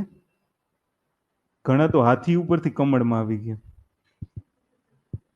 આ દીદી વાળી સરકાર છે, મમતા દીદી વાળી, એ કે ખપે તો જિંદગી ખપે, બીજું કઈ ન ખપે. હાડી પહેરીને ધબધબાટી બોલાવે. સમજ પડી ને? એટલે બધાને કહેવાનો મતલબ શું છે કે સંઘ અને રાજ્યના સંબંધોનો ઉલ્લેખ છે, બીજો કઈ ઉલ્લેખ નથી. કે કેન્દ્ર રાજ્યના સંબંધો કેવી રીતના ચાલશે ને એવો કોઈ ઉલ્લેખ નથી. એક સાથે મિત્રતા છે, બીજા સાથે દુશ્મનાવટ છે. એકને એમ કહે છે કે તું ચૂંટણીનો પ્રચાર કર ને બીજાને એમ કહે છે કે તું ચૂંટણીનો પ્રચાર ન કર ને એટલે જેલમાં રહે. અચ્છા, કઈ પ્રકારની વ્યવસ્થા છે? કયા પ્રકારનું સંચાલન છે? દિલ્હીના મુખ્યમંત્રી જેલમાં છે. સમજ પડી તમને? આ કયા પ્રકારની વ્યવસ્થા છે, કયા પ્રકારનું બંધારણ છે ને કયા પ્રકારનું સંચાલન છે? સવાલ તો થાય કે બંધારણમાં છે ને એ બાબતો વ્યવહારમાં લાગુ કરવી બહુ મુશ્કેલ છે, અને જ્યારે લાગુ કરવી મુશ્કેલ બની જાય તો કેજરીવાલની કોની શરણે જવું પડે? ઈ હાઈકોર્ટમાંથી સુપ્રીમ કોર્ટ ને સુપ્રીમ કોર્ટમાંથી હાઈકોર્ટના ધક્કા ખાશે. સમજ પડી? તો આ રાજ્ય વ્યવસ્થા છે, આને તમે યાદ રાખી લેજો. સમજ પડી? અને હજી હજી સવાલો તો ઘણા બધા છે. માન લો કે ન્યાયતંત્ર ઉપર તમે આવી જાઓ, ન્યાયતંત્રને તમે એમ કહો ને કે માય લોર્ડ, કે આ છે ને મારી પ્રાઇવસીનું હનન કરે છે. અથવા કોણ હનન કરે છે? તું એને અહીંયા લઈ આવ. એ સમજ કાઢે છે કે તમે બધા આવો અહીંયા, અને હું આવું ને એટલે બધાને ઊભું થઈ જવાનું. સમજ પડી? ચલો, એ તો સર્વોચ્ચ કાયદાનું અર્થઘટન કરે છે એટલે એના સન્માનમાં ઊભા થાય. વ્યક્તિને સન્માન ન આપીએ કાંઈ નહીં. એ જે પદ, એ સીટ, એ જે કામ કરે છે એને સન્માન આપીએ. પણ વસ્તુ એ છે કે આ બધાને બોલાવે ન્યાયતંત્ર, પછી એમ કે એટલે તું આની પ્રાઇવસી કેમ હનન કરે છે? એના મોબાઈલમાંથી ડેટા ચોર લેવાના તારે? કોને પૂછ્યું તે? સમજ પડી? તને કઈ ભાન છે? હું કીધું ને basic structure, basic structure, basic structure લાગ્યો છું, તું એના ડેટા ચોરવામાં લાગ્યો. રાઇટ ટુ પ્રાઇવસી આર્ટિકલ 21 અંતર્ગત ફંડામેન્ટલ રાઇટ છે. હવે એ ડોન તો પાડ દઈશ, ફાંસીએ ચડાવીશ. તારો ફંદો રેડી જ છે, જલ્લાદે રેડી છે, અને તું એના ડેટા ચોરતો નહીં તો વેલા ફાંસી આપી દેવું. ખાલી એક વાયદો આપે, શું ખબર? બેઝિક સ્ટ્રક્ચર છે. શું સંસદ નહીં કહી દે બેઝિક સ્ટ્રક્ચર છે, બહુ છેડછાડ નો જોઈએ, પાડ દેવું. સમજ પડી? વિધાનસભા તો સુપ્રીમ કોર્ટ સુધી જાતી જ નથી. એને ખબર જ છે કે આ આપણે તો અહીંયા પીછડા પડી જાય, આપણો વારો આવે એમ જ નથી. પણ એક શબ્દ હું તમને પૂછું, એક સવાલ તમને થાય છે, બંધારણમાં બેઝિક સ્ટ્રક્ચર ક્યાંય લખ્યું નથી, પણ છતાંય મન ફાવે એવું સંચાલન થાય છે. સુપ્રીમ કોર્ટ વારંવાર વ્યાખ્યા કરે છે કે દારૂ નહીં વેચવાનો, ફટાકડા નહીં ફોડવાના. સમજ પડી? કે ભાઈ 9 જજની બેચ બેઠી હોય તો 10 જજની બેચ બેઠે. પછી આ કોનું બંધારણમાં ક્યાં લખ્યું છે? પણ છતાંય સંચાલન થાય છે. એટલે ઘણી બધી એવી બાબતો છે ને કે જેને તમે જજ ન કરી શકો. એટલે જ્યારે તમે બંધારણ ભણતા હોય ને, આટલું બધું ગાથા છે નહીં કરી, તમને ખબર છે? હું મારી સેફટી માટે આ ગાથા કરું છું કે જ્યારે બંધારણ ભણતા હોય ને, દિમાગમાં એક્સ્ટ્રા ઓર્ડિનરી પ્રશ્નો ન કરવા, નહીંતર બંધારણ નહીં આવડે. અમે તમને જેટલું કીધું ને એમાં તમે સમજી જાઓ. એમાં કોક એમ કે ને, અચ્છા હું તમને એમ કહું કે ત્રિકોણના ત્રણેય ખૂણાના માપનો સરવાળો 180 થાય. થાય? કેમ થાય? ના, શબ્દ ગમ્યો મને કે થાય તો થાય. સમજ પડી? શું શું બોલવાનું આપણે? થાય તો એમ હું એમ કહું ને કે આ બેઝિક સ્ટ્રક્ચર છે તો છે. પછી આમ પ્રશ્ન નહીં કરવાના. આમાં અડધા છે ને, મારે લોચા ક્યાં થવાના ખબર? આ બધે હમણાં સીસી પ્રિલિમ આપીને આવશે ને એટલે એના લેક્ચર નહીં જોયા હોય, ત્યારે બંધારણની ચરમસીમા ઉપર રહીશું. કારણ કે માન લો અઠવાડિયું કાઢો ને એટલે મોસ્ટ ઓફલી બંધારણ ખેંચાઈ જાય. ફંડામેન્ટલ રાઈટ ગયા ને એટલે પતી ગયું. કારણ કે મેઇન જે પાર્ટ છે ને એ જ છે. અને એ બધા ત્યારે આવે ત્યારે એને કેમ ખબર પડશે કે આવું નહીં બોલવાનું, આવું નહીં? એના મનમાં તો 500 પ્રશ્ન હશે. સમજ, કોઈથી ભણાવવા વાળા એવું કીધું જ નહીં ને, પણ નકર એને પ્રશ્ન ન થાય, વાહિયાત પ્રશ્નો ન થવા જોઈએ. આખા બંધારણમાં 500 શબ્દ લખાવું, લખો ફટાફટ. બંધારણમાં એક એક તો પેલા સાઈડમાં ક્યાંક લખી નાખો, બંધારણમાં છે તો છે. હું તમને એમ કહું ને, ફોર એક્ઝામ્પલ, જો હું તમને કહું, આમ જો તમારો દિમાગ કહું, થોડીક વાર પહેલા તમને કેવું ફિલિંગ થયું હશે ખબર? જેમ કે મેં તમને એમ કીધું ને કે ખાલી બંધારણમાં એટલું જ લખ્યું છે કે સંસદ ખરડો પસાર કરી શકે, ક્યાંય એવું નથી લખ્યું કે એની પ્રક્રિયા કેવી રીતના ફોલો. ચાલું મેં તો વાંચ્યું, પેલું વાંચે ના હોય બીજું વાંચે, અને ચાલું મેં બંધારણની બુકમાં જ વાંચ્યું, પણ એ બંધારણમાં નથી લખ્યું. એ આ લોકોએ ક્યાંકથી પ્રોસેસ જોઈ, પ્રોસેસ લખી. એને જેને જેને નોટ્સ લખી હશે ને એને ખુદને ખબર હોવી બહુ મુશ્કેલ વાત છે. અને આવા સવાલો આજકાલ આવે છે. મેં તમને એટલે કીધું, માન લો લાભનું પદ બંધારણીય ઉલ્લેખમાં નથી, આવું વિધાન આવે, તમે સાચું પાડો ખોટું પાડો? હું સાચું, આટલું કીધું તોય સાસુ વહુ તો કર ક્યારેક બંધારણમાં નથી, એમ લાભનું પદ બંધારણમાં ઉલ્લેખમાં જ નથી કે લાભનું પદ શું છે. ખાલી એને એમ કહી દીધું કે લાભનું પદ એની ઉપર ન હોવો જોઈએ, પણ લાભના પદનું વિસ્તૃત ચર્ચા ક્યાંય નથી. એમ તમે સમજો સંસદીય કાર્યવાહી છે, પણ સંસદીય કાર્યવાહી કરવાની રીત બંધારણમાં ઉલ્લેખિત નથી, તો વિધાન સાચું. સમજ પડી? લાભનું પદ શબ્દ છે, લાભનું પદ કેવું હશે ને એ શબ્દ નથી. એની અલગ અલગ રીતના, પછી આની જેમ કે કાંઈ પણ હોય તો કે બેઝિક સ્ટ્રક્ચર. સમજ પડી? માન લો કે અમે એક NJSC બનાવીએ છીએ, એમાં એક પ્રધાનમંત્રી છે, એક વિપક્ષનો નેતા છે, બે અમારા મંત્રીઓ છે ને બે તમારા છે. એ નહીં ચાલે, એ બેઝિક સ્ટ્રક્ચર છે. સમજ પડી? માન લો તમે એને એમ કહો ને કે ભાઈ મને કોઈ સુવા નથી દેતું, હું રાતે સ્ટેજ ઉપર આંદોલન કરતો હતો ને તો ધોકા પડ્યા, ભાગવાનો મોકો ન દીધો, ગોદડા હોતો માર્યો. કોણ હતો? લાવો તો તને ખબર છે સુવાનો અધિકાર છે ને મૂળભૂત અધિકાર છે, બોલવાની. કયો અધિકાર શું છે ને એ બી ડિસાઈડ કરશે. કાલ સવારે એમ કે છે કે એક લાફા સુધીનો અધિકાર મૂળભૂત અધિકાર છે, લોકો એક મારીને વયા જાય, બીજો નહીં મારે. આ સુવાના અધિકારને કેટલાય નેગેટિવ લઈ લીધો. માન લો કે રામદેવને જયારે ધબધબાટી બોલી ને રામલીલા મેદાનમાં, એ પછી જ એના યોગ વધી ગયા. કારણ કે જેને જેને આમ દંડા પડે ને જોજો તમે, કે એના અંગ બધી બાજુ પડે, એક ધોકો ખાઈ જોજો. અહીંયા મારે ને તો આ સીધો કરવો મુશ્કેલ થઈ જાય, વળેલો જ રહે. ભાઈ તમને એમ થઈ જાય કારણ ગોળ વાળ દઉં, અહીંયા અડાડું. સમજ પડી? એટલે બંધારણની અંદર એવું હોય એમ. એટલે અમુક વસ્તુ કેવી છે, થાય તો થાય, 180 થાય તો થાય, ને 2 ને 2 4 થાય ને તો થાય. એમાં તમારી પાસે કોઈ નિયમ કે એવું કઈ છે? એટલે આખા બંધારણમાં તમે શું ધ્યાન રાખશો? હું એમ કહું ને કે છે તો હા, ક્યારેક મારી ભૂલ હોઈ શકે, પછી એમાં નહીં કહેતા હા આવું જોઈએ આવું જોઈએ, તો એવું હોય તો પાછા કહેજો. એમ ક્યારેક કેવું થાય બોલવામાં સ્લીપ ઓફ ટંગ થઈ જાય. સમજ પડી?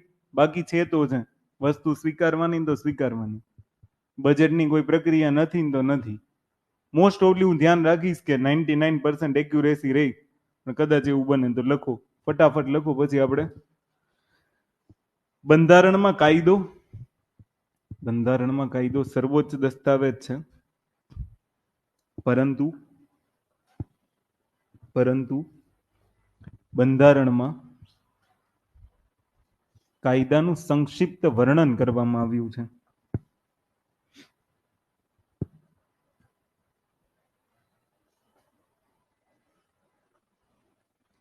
અને આ જ કાયદો એ સંસદને નીતિ નિર્માણની શક્તિ આપે છે.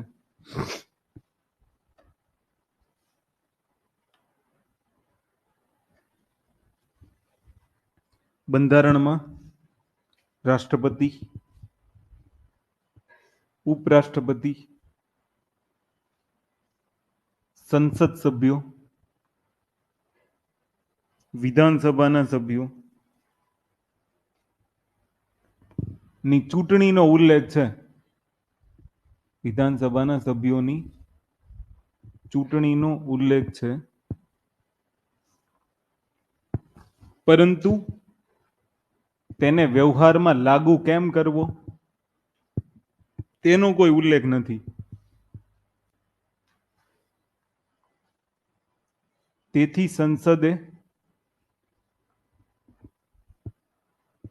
પીપલ રિપ્રેઝન્ટેશન એક્ટ લોક પ્રતિનિધિત્વ અધિનિયમ 1950 અને 1951 નું નિર્માણ કર્યું. 1951 નું નિર્માણ કર્યું. ક્લિયર? એક આગળ લખું. બંધારણ સર્વોચ્ચ કાયદો હોવા છતાં બંધારણ સર્વોચ્ચ કાયદો હોવા છતાં સમય અને પરિસ્થિતિ અનુસાર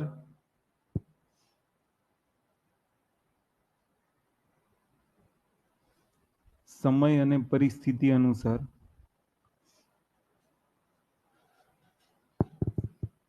પરિવર્તિત હોઈ શકે નહીં. ત્યારે પરિવર્તિત હોઈ શકે નહીં ત્યારે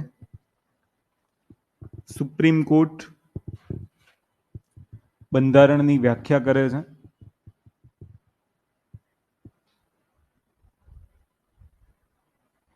ત્યારે દેશ અને સમય મુજબ તે બંધારણમાં પરિવર્તન કરે છે. કોઈ બી એક છેલ્લું જજમેન્ટ જે ઇમ્પોર્ટન્ટ હોય ને લખી નાખવાનું સુપ્રીમ કોર્ટનું. ઉદાહરણ તરીકે નો લખો તો મને કોઈ પ્રોબ્લેમ નથી. અચ્છા, જેમ કે છે ને હું તમને એમ કહું ને કે આપણે શું ભણવાનું છે? એક તો સરકાર. સરકારમાં કોને કોને ભણશું? સંસદ, એમાં લોકસભા અને રાજ્યસભા, બરાબર. પછી વિધાનસભા અને વિધાન પરિષદ. પછી સંસદમાં કોણ આવે? રાષ્ટ્રપતિ, ઉપરાષ્ટ્રપતિ. આવું ભણવાનું. ઓકે, એ તો સમજ પડી ગઈ. પછી આપણે કોને ભણશું? બંધારણ. બંધારણમાં હમણાં મેં તમને કીધું ભાગ, અનુચ્છેદ, અનુસૂચિ, આને ભણવાની. અને પછી કોને ભણવાનું? ન્યાયતંત્રને. પણ ન્યાયતંત્રને તમે આમાં ભણશો જ, ભારતીય રાજ્ય વ્યવસ્થામાં. પણ આની અંદર ન્યાયતંત્રના મહત્વના ચુકાદા ભણવાના. સમજ પડી? મહત્વના ચુકાદા. જેમ કે છેલ્લો એક ચુકાદો આપ્યો પુટ્ટા સ્વામી કેસમાં, ખબર છે કે right to privacy, right to life છે, આર્ટિકલ 21 અંતર્ગત આવે. તો આવા ચુકાદા ભણવાના. સમજ પડી? 9 જજ, 8 જજ, સોરી 5 જજ, 7 જજ, આવી જેટલી બેન્ચ હોય અને જે માઇલસ્ટોન ચુકાદાઓ હોય ને એ જ યાદ રાખવાના. જો એક વસ્તુ ધ્યાન રાખજો, આપણે લોના સ્ટુડન્ટ નથી. આપણે શું કરવાનું છે? જીપીએસસી પાસ કરવાની છે. એટલે આપણે બંધારણની અંદર જે માઇલસ્ટોન જજમેન્ટ હોય ને એ જ યાદ રાખવાના. અને યાદ રાખવાના તો રાખવાના. કેશવાનંદ ભારતી કેસ, બરોબર, ગોલકનાથ કેસ, પછી આ પુટ્ટા સ્વામી કેસ, આવા જે સાઈરાબાનો વાળું જજમેન્ટ, આ બધા મોસ્ટ ઇમ્પોર્ટન્ટ કેસ છે. આવા 10-15 જજમેન્ટ તમને યાદ આવવા જોઈએ. 10ની અનુસૂચિ ભણો ને તો કિહોતો હોલોવન કેસ, બધાને જ ભણવાના. અડધા શું કરશે ખબર? કે મહત્વના ચુકાદાઓની બુક લઈને વાંચવા માંડશે. મને પોલિટી આવડી જાય. નો આવડે. તમે યાદ તો રાખી જુઓ. 500 વાર તમે ભણ્યા હોય ને કદાચ આ કયો કેશવાનંદ ભારતી કેસ, તો તમને શબ્દ તો એક જ યાદ રહે, મૂળભૂત સ્ટ્રક્ચર, બેઝિક સ્ટ્રક્ચર. બાકી હું તમને 20 શબ્દ બોલું ને તો તમને ડિસાઈડ કરવામાં ફાફા પડી જાય કે બેઝિક સ્ટ્રક્ચરના શબ્દો આ છે કે નથી. એવું દર વખત એક પ્રિલિમમાં સવાલ આવે. ખબર છે ને તમને કે નીચેનામાંથી આ મૂળભૂત માળખું છે કે નથી એમ. પણ એ કેશવાનંદ ભારતીના જજમેન્ટને તમે કોઈ દી યાદ ન રાખ્યું, તમે એટલું જ યાદ રાખ્યું બેઝિક સ્ટ્રક્ચર. કેમ? કારણ કે તમે બીજા બાજુ ભાગવા ગયા. સમજ પડી? ઇન્દિરા સહાની કેસ હવે તમને ખાલી લખવામાં જ કામ આવે કે 50% આરક્ષણની મર્યાદા વટવી ન જોઈએ. વટી ગઈ, ચેપ્ટર ક્લોઝ થઈ ગયું. હવે એને યાદ રાખીને કઈ કામ જ નથી. એ વટી ગયું, એનું પૂરું થઈ ગયું. પણ ક્યારેક સુપ્રીમ કોર્ટની આલોચના જેવા શબ્દો આવે. જો કે આલોચના કરાય નહીં, લેખિત તો હાવ ન કરાય. નહીં તો કોઈ ટ્વીટ કરી દેશે, ઘણી થઈ જાય, રૂપિયો ભરવા બોલાવશે. સમજ પડી? પણ આ તો લખવા વાળા શબ્દો છે એટલે લખાય ખરા એમ કે ભાઈ 50ની મર્યાદા હતી, એની ઉપર ઈડબ્લ્યુએસ આપી શકાય છે. તો માન લો ક્યારેક તમને એવો સવાલ ઇન્ટરવ્યુમાં પૂછે, માન લો મરાઠા આરક્ષણ માંગતા હોય ને ત્યારે કોમી રમખાણો થયા હોય ને તમે ઇન્ટરવ્યુ આપવા ગયા અને તમને સીધો સવાલ એવો પૂછે કે ભાઈ શું મરાઠાઓને અહીં આરક્ષણ મળવું જોઈએ? અચ્છા, કમિટી બેસે, તપાસ થાય અને જો તપાસમાં એવું નીકળે ખરેખર જરૂરી છે તો આપી શકાય. તો તમને બીજો સવાલ તરત એવો આવશે કે એવા કયા બેઝ છે જેના આધારે આપી શકાય? 50%થી ઉપર તો અપાય નહીં. જો આપો તો કેટલી પરેશાની. અચ્છા, ઈડબ્લ્યુએસ આપ્યું ને આપણે, પૂરું થઈ ગયું, જવાબ આવી ગયો એને. સમજ પડી ને? એટલી જ તો કહાની છે. સમજ પડી કે ઇન્દિરા સહાની કેસના ઉપર જજમેન્ટ આપ્યું. એટલે ઈ તમને અટવાડવા માટે ગમે ઈ કરે, પણ ભણતી વખતે તમને બધા શબ્દો યાદ હોવા જોઈએ. ક્લિયર? તો આને તમે યાદ રાખી લેજો. ડન. પછી મેં તમને એક શબ્દ લખાવ્યો કે સરકાર છે, બંધારણ તો બની જ ગયું છે, ડોક્ટર બાબા સાહેબ આંબેડકરે બનાવીને દસ્તાવેજ આપ્યો છે. અને ઈ દસ્તાવેજમાં મેં તમને કીધું એમ કે સમયે સમયે પરિવર્તન લાવવાનું કામ કોણ કરે છે? ન્યાયતંત્ર. સમજ પડી? તમે આ કરો, તમે આ કરો, તમે ફલાણો સુધાર કરો, તમે ઢીકડો સુધાર કરો, એમ કરી કરીને સરકારનું ધ્યાન કોણ દોરે છે? ન્યાયતંત્ર. સમજ પડી ને? અને સરકાર પોતે સુધારા કરે છે. માની લો કે હું તમને એમ કહું કે આજે પરિવર્તન શું જોવા મળે છે, તો કે ઘણું બધું પરિવર્તન જોવા મળે છે. જેમ કે આઝાદી વાળું ભારત અને વર્તમાન ભારત, તમને કઈ ફરક દેખાય છે આઝાદી વાળા ભારતમાં અને વર્તમાન ભારતમાં? શું ફરક દેખાય આઝાદી વાળા ભારતમાં? માન લો શરૂઆતની અંદર તમે આવું ભણી ગયા છો, ક્યાંક ને ક્યાંક તો તમે આવું વાંચ્યું હશે કે ભાઈ ભારતમાં આઝાદી સમયે સમાજવાદના મૂલ્યોને વધારે પ્રાધાન્ય હતું, કે સરકાર એવું જ ઈચ્છતી હતી કે હું કહું ને એટલું જ ઉત્પાદન, લોકોને કામ આવે ને એટલું જ ઉત્પાદન, તમારે કમાવાનું નથી, જે કમાશું ને અમે કમાશું, જે ઉત્પાદન કરશું ને અમે કરશું. એટલે એને પેલા બધું બનાવી જ લીધું. સમજ પડી? કે જેટલી બી પેલી સરકારી કંપની હોય ને, ઓએનજીસી, રેલવે, ફલાણું ઢીકડું ને એવી 500 જાહેર સંસ્થાઓ ઊભી કરી. સમાજવાદના લક્ષ્યો હતા ને. અત્યારે કયા મૂડમાં ખબર? વેલફેર સ્ટેટ બનાવવાના મૂડમાં છે, કે એને કલ્યાણકારી કામો જ કરવા છે. હજી દેશ આઝાદ થયો છે ને, એને લોકો માટે સાબિત કરવું છે કે અમે તમારી માટે છીએ. સમજ પડી? આ સમયગાળો ક્યારનો છે? આઝાદી વખતનો છે. અચ્છા, ત્યારે માની લો કે મોસ્ટ ફેવરિટ પક્ષ કોઈ હોય તો આઝાદી વખતે એક જ ચાલતું હતું. કોણ? કોંગ્રેસ. અમેરિકામાંનો અર્થ અલગ થાય છે. કોંગ્રેસ એટલે ભેગા થવું. એક શું કહેવાય, તજજ્ઞો ભેગા થાય ને એને કોંગ્રેસ કહેવાય. સમજ પડી? અને એ જ કોંગ્રેસ પાર્ટી ઇન્ડિયામાં હતી. ગાંધી કોંગ્રેસમાં હતા. એ જ કોંગ્રેસ હતી ને. જવાહરલાલ નહેરુ, સુભાષચંદ્ર બોઝ, સરદાર પટેલ, આ બધા કોંગ્રેસમાં હતા. એની કોંગ્રેસ કેટલી પાવરફુલ હતી. એની સામે વિપક્ષ ગોતવા જવો પડતો. વિપક્ષ વાળો તો બોલી ન શકતા. અત્યારે ઝાડુ ને સાયકલ ને બધી હાલે છે ખરા, થોડું થોડું અડધું અડધું પેન્ડલ મારીને વચ્ચે જ પગ નાખીને લંગડીમાં સાયકલ ન શીખી આપણે શરૂઆતમાં? હાફ પેન્ડલ મારી મારીને સાયકલ એમ ચાલે છે ખરા. પણ એ વખતે તો કેટલું સ્ટ્રોંગ હતું એમ. અને બધા લક્ષ્યો ઉપર ટાર્ગેટ કોનો હતો? સમાજવાદનો. ટોટલી વસ્તુ એમ. અચ્છા, પેલાના મૂવી તમે જોયો? પેલાના મૂવીમાં કેવું હતું? પરિવર્તન જુઓ, કેટલું પરિવર્તન થયું છે. કે પેલાના મૂવીમાં શું હતું ખબર? હીરો ને હિરોઈન ભેગા થતા હોય ને તો વિડીયો પેલા નજીક લઈ જાય, પછી આમ આકાશમાં લઈ જાય, એટલે સીધા પંખીડા દેખાય. પછી આપણે સમજી જવાનું કહાની શું છે. અને અત્યારે ચલચિત્રો ખુલ્લે આમ બતાવે છે. આ પરિવર્તન છે. અચ્છા, કોણે છૂટ આપી? માન લો પેલા સેન્સરશિપ બોર્ડ હતું જ ને. ખાલી હજી મેં એક એક્ઝામ્પલ સાંભળ્યું છે ને એ પ્રમાણે કોઈ એક સંગીતકાર છે, બહુ ફેમસ સંગીતકાર, એકાદમ એડલ્ટરી વાળો શબ્દ આવી ગયો ને તો એ સોંગ રિજેક્ટ કરી નાખ્યું સેન્સરશિપ બોર્ડે. અત્યારે આખી વેબ સિરીઝો આખી એડલ્ટરી વાળી આવે છે. તો ઈ કોણ રદ કરશે? તો પરિવર્તન કોણે કર્યું? બંધારણે. સમજ પડી? પરિવર્તન તો છે. સમજણ પડી? એટલે માન લો પેલા સમાજવાદ હતો, પછી માન લો કે એ સમયે આઝાદીનો સમય તમે જોશો ને તો પક્ષ એક જ હતો, કોંગ્રેસ. અચ્છા, માની લો બીજા તમે મૂલ્યો જુઓ તો લાઈક માની લો કે સ્ત્રી પાત્ર લઈ લો ને તમે, તો એને એટલી બધી છૂટછાટ નહોતી. હતી? તમે એક વસ્તુ વિચારો તો એ વખતનો સમયગાળો સ્ત્રીઓ માટે કામ કરવાનો એક જ સ્ત્રોત, એક જ ક્ષેત્ર હતું, એગ્રીકલ્ચર. ફિક્સ ને? કે શું હતું? એગ્રીકલ્ચર.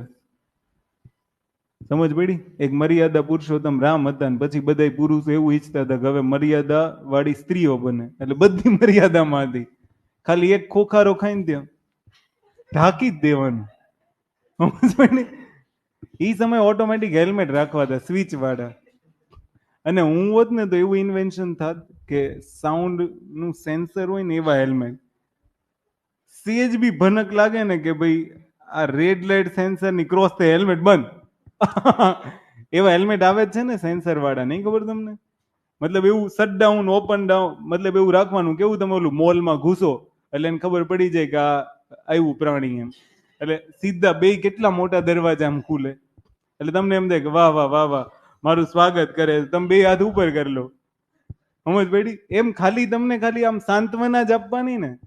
અચ્છા માની લો કે પેલા હું એમ કહું કે જે ઉચ્ચ જાતિના લોકો હતા ને એનું વર્ચસ્વ હતું. આ કોણ ખબર? ઉચ્ચ જાતિના લોકો ઓલા જમીનદારો, જે ઓલી તીન કઠિયા પદ્ધતિ હતી, પછી આ મહેસૂલી પદ્ધતિઓ જેટલી બી હતી, રૈયતવારી, મહાલવારી, એના જમીનદારો છે. અચ્છા હું એમ કહું છું આજે પરિવર્તન ક્યાં દેખાય છે? સમાજવાદમાંથી શું આવી ગયું? LPG reforms. પરિવર્તનો તો બહુ થયા છે. સમજ પડી? જે પક્ષ કોંગ્રેસનો હતો ને એ અત્યારે કોનો બની ગયો છે? ભારતીય જનતા પાર્ટી. કોઈ બોલીને બતાવે દમ હોય તો. અચ્છા દેશના પ્રધાનમંત્રીઓ કેટલા પરિવર્તન થયા? બંધારણે છૂટ આપી હશે ને? અચ્છા તમારા ઘરમાં તમારામાં પરિવર્તન ક્યારે આવે? જ્યારે એ વ્યવસ્થાના સંચાલનમાં કઈ કામ તેમ થયું. માન લો સંચાલન સારું થઈ ગયું તો તમે આઈઆઈટીમાં ભણશો, સંચાલન એનથી થોડુંક ખરાબ થયું તો તમને એમ થશે કે મારી માટે આ દેશ નથી, હું બહારના દેશ માટે જન્મો છું. સમજ પડી? સંચાલનમાં સેજ પણ આમ તેમ થયું તો તમને એમ થશે કે યુપીએસસી લાયક નથી, હું અખિલ ભારતીય કારકુન સેવક બનું. એટલે આ બધું સેના ઉપર ડિપેન્ડ કરે છે? મૂળ વ્યવસ્થા ઉપર. આ બધા પરિવર્તનો આટલા પાવરફુલ લોકો આવે છે ક્યાંથી? આ ભાઈ કેજીએફ ના ડાયલોગ નહીં મારવાના કે powerful people come from powerful place, એટલે તમે એવું સાબિત નહીં કરતા કે ઇન્ડિયા પાવરફુલ પ્લેસ છે એટલે અહીંથી લોકો પાવરફુલ જ આવે. પણ એક વસ્તુ સમજો તમે કે 1975માં જ્યારે ઇમરજન્સી લાગી ને તો લોકો એમ કહેતા હતા કે ઇન્દિરા ગાંધીની સરકારમાં એક જ પુરુષ છે ને ઇન્દિરા ગાંધી. ખબર તમને? આવું એક જ પુરુષ હતો એ ઇન્દિરા ગાંધી પોતે, તો બાકી બધા શું હતા? તો કટાક્ષમાં સ્ત્રીઓની ગરિમા નથી. એમ કહેવાય ને એક જ સ્ત્રી છે, બાકી બધા પુરુષો છે, પણ એમાં સેન્સ ખરાબ આવે. તમે વિચારી જ ન શકો, એને કટાક્ષની રીતે લઈ જ ન શકો. પેટ્રિયાર્કી તો ત્યારે હતી, એવું નહોતું. સ્ત્રીની ગરિમા ત્યારે હતી. પણ આ શબ્દો, અચ્છા હું તમને એમ કહું એક જ સ્ત્રી હતી બાકી બધા પુરુષ હતા, મજા આવી? ના ના ના ના. વાહ વાહ કરવી હોય તો શું? ઇન્દિરા ગાંધીના આખા મંત્રીમંડળમાં એક જ પુરુષ મંત્રી હતો ને ઇન્દિરા ગાંધી પોતે, તો તમને સેન્સ આવે વાહ આ લોખંડી, આ આયન લેડી છે, ચુંબક લઈ જાવ એવા ચીપકી જાય. એટલે આજુબાજુ ચુંબક અલાઉડ જ નહોતું. સમજ પડી? તો આયન લેડી એટલે એ શું કામ હતી એવી બધી, તો એ તો બધી મજાક, હસી મજાકની વાત છે. એના ડિસિઝનમાં પાવર હતો. અચ્છા ક્યાંથી મળ્યો? ઇમરજન્સી લાગુ કરવાનો પાવર ક્યાંથી મળ્યો? બંધારણ. ક્યાંથી મળ્યો? બંધારણમાંથી ને. એને જેટલા બી ડિસિઝનો લીધા, પાકિસ્તાન સાથે યુદ્ધ કરો, કોઈની સામે ઝૂકવાનું નથી, ક્યાંથી પાવર મળ્યો? બંધારણમાંથી. એનો મતલબ એવો છે કે પરિવર્તન તો છે. માન લો જવાહરલાલ નહેરુ સમાજવાદના લક્ષ્યો પ્રાપ્ત કરવામાં લાગ્યા છે.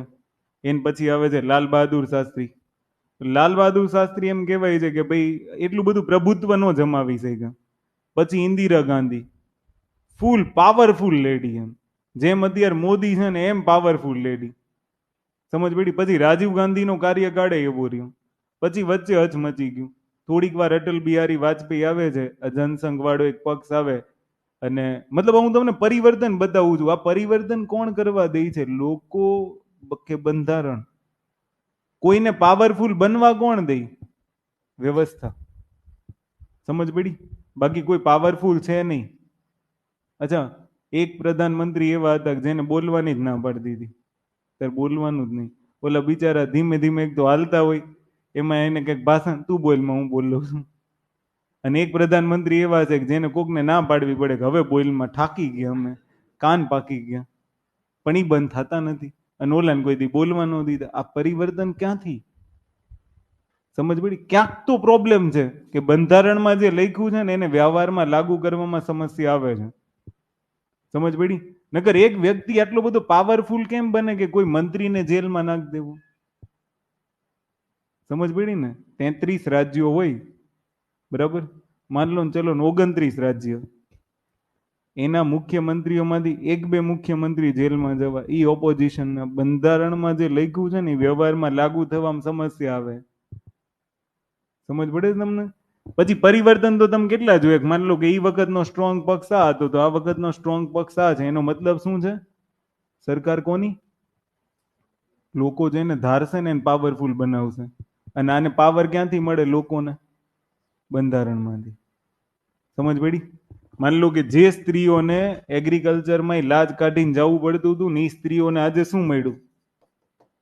લોકસભા વિધાનસભામાં બધી, મતલબ લોકસભાની અંદર 33% રિઝર્વેશન. આજે વિધાનસભાઓમાં મહિલાઓને સ્થાન મળ્યું, પંચાયતમાં રિઝર્વેશન મળ્યું. તો આ કોનું પરિવર્તન છે? વ્યવસ્થાનું. વ્યવસ્થા પરિવર્તન થાય છે. અને આમાં ક્યાંક ને ક્યાંક શું હશે ખબર? કે કાં તો ક્યાંક સુપ્રીમ કોર્ટના જજમેન્ટ હશે, કાં તો ક્યાંક આંદોલનો થયા છે. તો બે જ વસ્તુ થઈ ને, કે રાજ્ય વ્યવસ્થામાં ત્રીજી ભૂમિકા કાં તો લોકો ભજવે છે, કાં તો ન્યાયતંત્ર ભજવે છે. એના લીધે જ આ પરિવર્તનો થયા કે નહીં? માની લો પેલા કેમ કોનું વર્ચસ્વ હતું? ઉચ્ચ જાતિનું. જમીનદારો લગભગ નીચલી જાતિઓનું શોષણ કરતા. આઝાદીની પહેલાનો ઇતિહાસ વાંચ્યો હશે ને તો એમાં તમને આઈડિયા હશે. પણ પરિવર્તનો કેવા આવ્યા? દેશનું બંધારણ બનાવે છે. સમજ પડી? ડોક્ટર બાબા સાહેબ આંબેડકર જાતિ પ્રથા સમાપ્ત કરવાનો પ્રયત્ન કરે છે. આ પરિવર્તન નહીં તો બીજું શું? અને આજે બંધારણમાં એવું પરિવર્તન આવ્યું છે ને કે દરેકને નીચું બનવામાં મજા છે. સમજ પડી? મોદી આવે ને તેમ કે હું પછાત છું, માયાવતી આવે તેમ કે હું પછાત છું, કેજરીવાલ આવે તેમ કે હું પછાત છું. હવે તો અમુક ઉચ્ચ જાતિ વાળે એમ કે છે કે હું પછાત છું. એને પછાત બનવામાં મજા છે. જે મજા પેલા ઉચ્ચ જાતિ બનવામાં હતી ને, એ આજે મજા શેમાં છે? પછાત બનવામાં. જનરલમાં હોવા છતાં ઈડબ્લ્યુએસમાં ફોર્મ ભરવું, ક્રાઇટેરિયામાં સેટ ન થતા હોય તો ઈ શું દર્શાવે? કે આજે ઉચ્ચ જાતિ વાળા નહીં પછાત બનવું. તો પરિવર્તન આવ્યું ક્યાંથી ભાઈ? વ્યવસ્થા જેનું સંચાલન કરે છે ને એમાં પરિવર્તન થયું. એટલે કહેવાનો મિનિંગ એમ છે કે પરિવર્તન તો થાય. અબ લિખને કી બાત, સબ સુનના નહીં હે ના, થોડુંક થોડુંક લખો. એક પેરેગ્રાફ લખો ફટાફટ જલ્દી. કે રાજ્ય વ્યવસ્થામાં પરિવર્તિત પાર્ટી સિસ્ટમ, કાં તો પક્ષીય પ્રણાલી, કાં તો દલીય પ્રણાલી, જે લખવું હોય. રાજ્ય વ્યવસ્થામાં પરિવર્તિત પક્ષીય પ્રણાલી, આર્થિક પરિવર્તન તથા સામાજિક વ્યવસ્થામાં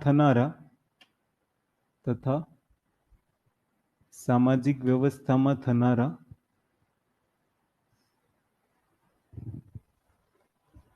પરિવર્તન અનુસાર બંધારણની વ્યાખ્યા થાય છે. જેમ કે બંધારણમાં આરક્ષણ સંબંધિત સુધાર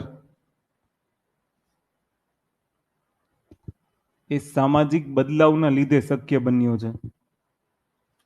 ઉદાહરણ તરીકે ઈડબ્લ્યુએસ.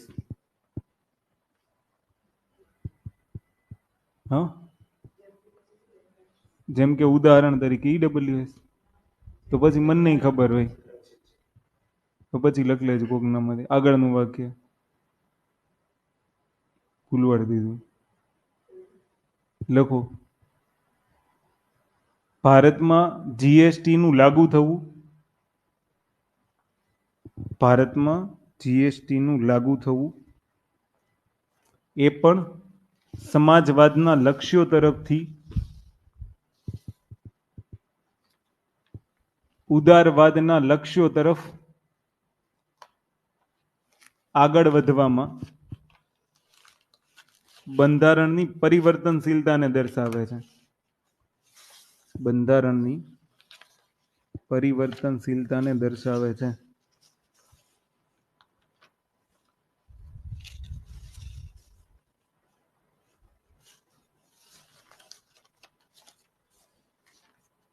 સમજ પડી ને? કહેવાનો મતલબ એમ છે કે વ્યવસ્થાનું સંચાલન કરવા માટે ભલે બંધારણ હોય પણ પરિવર્તનશીલતા છે. જે દેશ આઝાદી સમય હતો ને આજે એ દેશ નથી.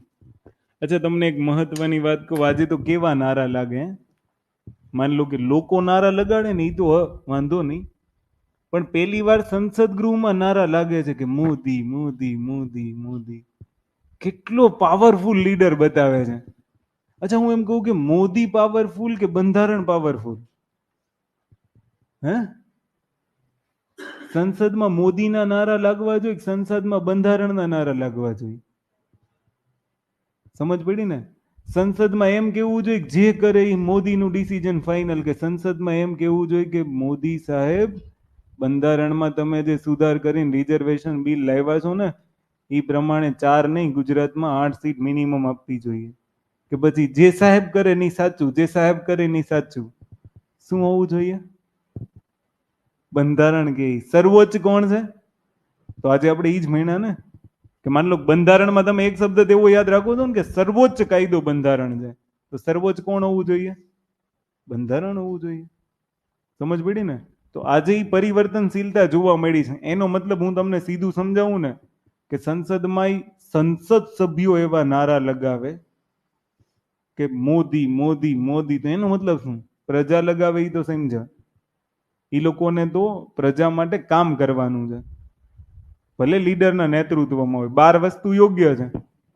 સંસદના ગૃહની ગરિમા હોય ને, એટલે બે બાજુ એવું છે. આ બાજુ રાહુલ ગાંધી રાહુલ ગાંધી રાહુલ ગાંધી, સોનિયા ગાંધી સોનિયા ગાંધી. આમ આદમી પાર્ટી હશે તો વિધાનસભામાં કેજરીવાલ કેજરીવાલ કેજરીવાલ. આજ બધા એવા બની ગયા. પરિવર્તન તો કેટલું આવ્યું કે પેલા પંજો સ્ટ્રોંગ હતો, હવે કમળ સ્ટ્રોંગ થયું, અને હવે પંજાનો વિકલ્પ ઝાડુ બનવા જાય છે. સમજ પડી? આને પરિવર્તનશીલતા કહેવાય.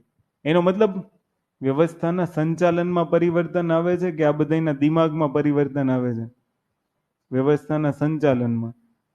સમજ પડી? બંધારણની વ્યવહાર્ય મતલબ જેને લાગુ કરવાની રીત છે ને એમાં બદલાવ આવે છે, એટલે આમાં આવું થાય છે. સમજ પડી ને? કાં તો ક્યાંક બંધારણ લચીલું પડે છે, નકર કોઈ પીપલ પાવરફુલ બને કેમ? પાવરફુલ તો કાયદો છે. આજે તમે ઘણી બધી વખત જુઓ છો ને કે કાયદામાં જેની પાસે પૈસા છે ને બચાવ પક્ષ ગોતી લે છે. સમજ પડી? આ ઓલું હું તમને શું કહું 2 દિવસ પહેલા જ અમદાવાદ મુંબઈ સલમાન ખાનના ઘર પાસે જે ફાયરિંગ થયું, હવે એ તો બહુ ઓલું પછી અતિની ગતિનું એના જેવું. સલમાન ખાને એક વખત કોર્ટમાં પૈસા ભરી દીધા, માફી માંગી લીધી, અને પ્રાણી કરતા ઓલવેઝ ઈ તો તમને ખબર જ છે કે ભાઈ મનુષ્યને પ્રાધાન્ય આપે છે બધામાં. એમ ઇતિહાસ સાક્ષી છે. વેદો વાંચો, તમે ગમે એ વાંચો. પણ સલમાન ખાનની ભૂલ માત્ર એટલી જ છે કે બિશ્નોઈ સમુદાયનું નામ સાંભળ્યું તમે? એ પહેલેથી પર્યાવરણ પ્રત્યે પર્યાવરણ પ્રેમી રહ્યો છે. એ પર્યાવરણને નુકસાન થતા ન જોઈ શકે. સમજ પડી? પણ હવે એક કાળિયારને મારવાથી સલમાન ખાનની લાઈફ ખતરામાં મુકાઈ ગઈ છે. તો સર્વોચ્ચ કોણ? બંધારણે તો છૂટી આપી દીધી છે કે ભાઈ ભૂલ થાય, ચલો તું ભૂલ સ્વીકારે છે તો જતી કરીએ. જે બી ગુનો દાખલ થતો હશે, જે જેલ થતી હશે, બધું જ થયું. સમજ પડી? પણ છતાં એક વ્યક્તિ જે ઓલો લોરેન્સ બિશ્નોઈ કરીને કોઈ ગેંગસ્ટર છે, એ એમ કહે છે કે ન્યાય તો થશે, તો પછી બંધારણ ક્યાં છે? સમજ પડી? આજે લોકો એમ કહી દે, માન લો લોકો જ્યારે આંદોલન કરે ને ત્યારે ન્યાય કરતા હોય છે. આંદોલન નથી હોતું. એ શું હોય? ન્યાય. મારે લોકપાલ જોઈ. એ હું જોઈ તો જોઈ. સમજ પડી? અચ્છા, નહીતર આમ ગમે કરશું તો એ ન્યાય થયો કે બીજું કંઈ? એને પ્રક્રિયા ફોલો કરવી જોઈએ. શાંતિથી બેસો, એની વિચારધારાને ફોલો કરવાની ટ્રાય કરો, સલાહ સૂચન લો, એક પ્રોસેસ ફોલો કરો. સમજ પડી ને? પણ એ નથી થતું. ઓલા લોકો પાવરફુલ બની જાય છે. માન લો તમે જ્યારે તમારા અધિકારો માંગવા નીકળો ને સામે સરકાર પાવરફુલ બને તો પરિવર્તન તો થયું. ફરી પાછું લોકો નીકળે ને સરકાર પાવરફુલ બને તો ક્યાંક તો ઘાણી છે. બંધારણ વ્યવહારમાં લાગુ થતું એવું થાય છે ને? સમજ પડી? આ રિયાલિટી છે. એટલે આમાં છે ને ક્યારેક તમને આવા મેઇન્સમાં સવાલ પૂછશે, એટલે ત્યારે તમને લખાવું છું. આવા શબ્દો જે અત્યારે છેલ્લો પેરેગ્રાફ લખ્યો ને નિષ્કર્ષ વાળા શબ્દો છે. છેલ્લો પેરેગ્રાફ, એની ઉપરનો પેરેગ્રાફ, એટલે આ બધામાં થોડુંક ધ્યાન રાખવાનું લખવામાં. બરોબર? કાલનો એક દિવસ ચાલશે અને કાલે આપણે બંધારણની ટાઈપ્સ જોઈશું. આજે તમને એટલી ખબર પડી કે બંધારણ શું છે ને રાજ્ય વ્યવસ્થા શું છે. આ બે શબ્દો આપણી માટે ઇમ્પોર્ટન્ટ હતા. એટલે હવે તમને કોઈ પૂછે ને કે રાજ્ય વ્યવસ્થા શું છે, તો એક તો ઈ રાજ્યનો સૌથી સર્વોચ્ચ કાયદો હોય, એનું નામ બંધારણ. ઈ બંધારણ મુજબ કાર્ય કરવા માટે ને લોકોને નીતિઓ લાગુ કરાવવા માટે સરકાર હોય. અને ઈ સરકાર કે બંધારણમાં કંઈક કોન્ફ્લિક્ટ ઊભો થાય છે ને તો એની માટે ન્યાયતંત્ર હોય. અને આ ત્રણેયનો સમૂહ એટલે રાજ્ય વ્યવસ્થા. એને કહેવાય પોલિટી. સમજ પડી? અને મેઇન્સમાં સવાલ પોલિટીમાંથી આવે અને પ્રિલિમ્સમાં સવાલ કોન્સ્ટિટ્યુશનમાંથી આવે. એટલે આપણે બે ભણવાનું, પોલિટી ભણવાની, કોન્સ્ટિટ્યુશન ભણવાનું. સમજ પડી? મેઇન્સમાં તમે જોજો ન્યાયતંત્ર વાળા સવાલો વધારે હશે, નિબંધ ત્યાંથી વધારે હશે. ક્લિયર? તો આને યાદ રાખજો, બાકી કાલે મળીએ.